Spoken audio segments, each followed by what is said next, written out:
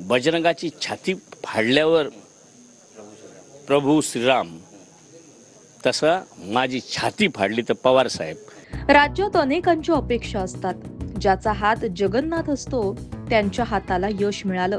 मी खरंच नशीबवान आहे। उपाध्यक्ष अध्यक्षपद मिळालं। उपाध्यक्ष कधी निवडून येत नाही म्हणायचे, पण मी निवडून आलोय, असं राज्याचे मंत्री नरहरी झिरवळ यांनी म्हटलंय।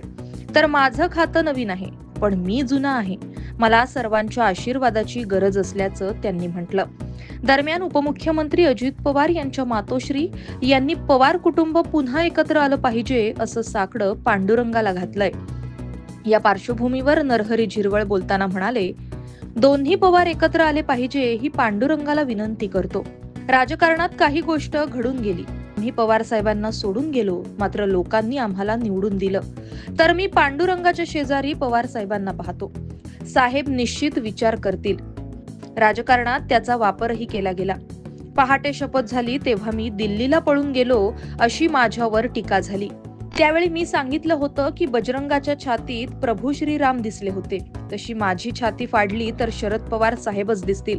ते पुढे असेही म्हणाले, मी ज्या दिवशी अजितदादांसोबत गेलो त्यानंतर शरद पवार यांच्या समोर गेलो नाही। कोणत्या तोंडानं मी साहेबांपुढे जाऊ? मी साहेबांना प्रभू रामाच्या जवळचं स्थान देतो। प्रभू रामचंद्राचं नाव घेऊन मी साहेबांना फसवलं, मला हा निर्णय घ्यायला भाग पडलं, याचं मूल्यांकन मीच करू शकतो। आता पवार साहेबांकडे जाऊन लोटांगण घालून पाया पडणार असल्याचंही झिरवाळ म्हणाले। Bureau report, Maharashtra news 24।